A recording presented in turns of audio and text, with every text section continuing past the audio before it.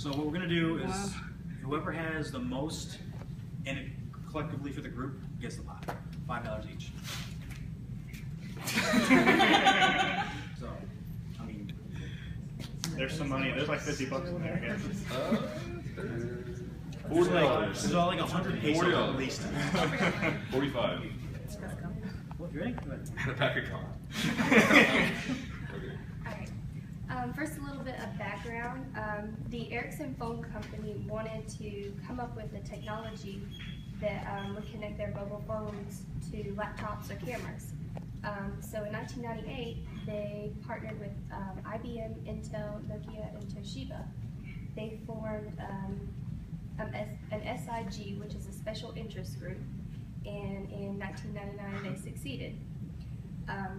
Bluetooth 1.0 was released, and the main thing was that it did was it enabled people to connect one device to another and transfer data securely. And since then, Bluetooth 2.0, 3.0, and 4.0 have all been released. 2.0 in 2004, 3.0 and 4.0 both in 2009, I believe, but 4.0 was in the end of 2009. A little bit on the architecture. The basic unit of a Bluetooth system is called a piconet. And in a piconet, there is one master node, up to 7 active slave nodes, up to 255 part nodes. The master node basically just controls the clock, and it decides what device will speak to what device and when it will communicate to transfer the data.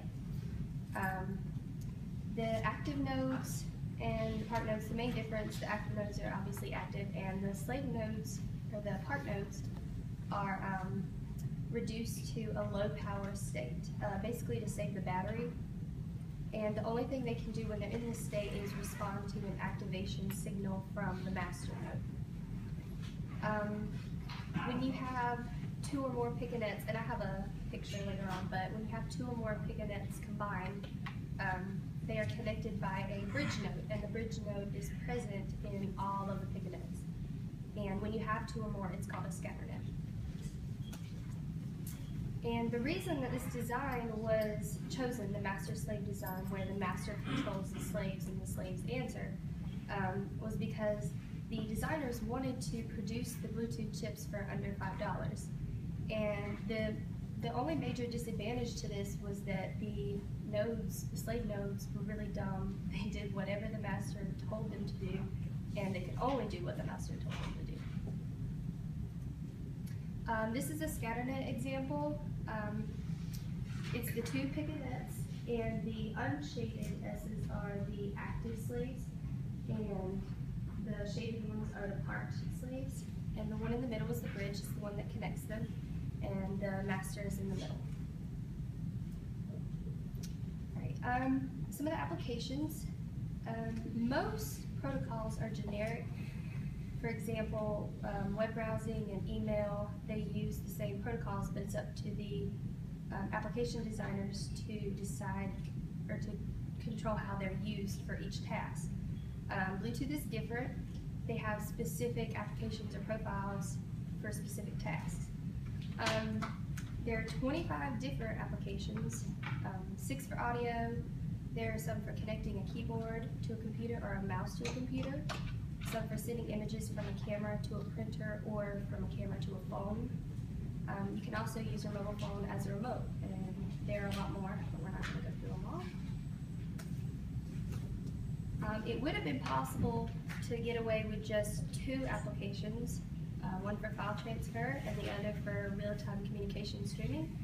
But the reason that there are so many was because there were a lot of different working groups, about 5 or 6, and they each came up with their own applications or profiles. And they brought them all together, and that was Bluetooth. So there were many different applications that did basically the same thing. That's why you have so many for audio and video.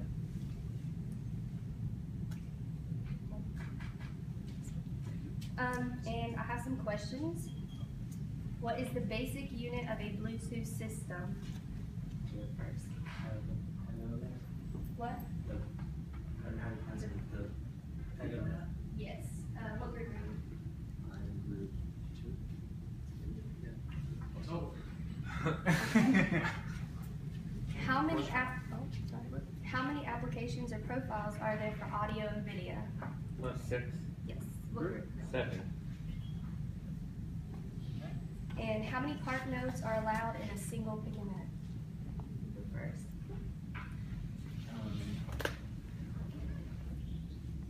255.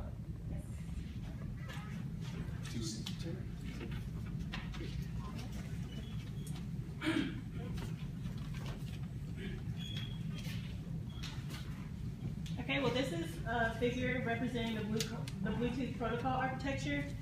It's grouped in the different protocols are grouped into different layers that are in the figure. The bottom layer is the physical radio layer. And the second one is the link control layer, which is also known as the baseband layer. Above that is the link manager, and right between that, the link manager and the L2CAP is the host controller interface. And then you have the applications, and then the 3 bars that represent the different profiles in the Bluetooth. Typically, the protocols below the line, they're implemented within the chip that's inserted into the Bluetooth. And then the protocols that are above the host control interface are implemented within the Bluetooth device itself.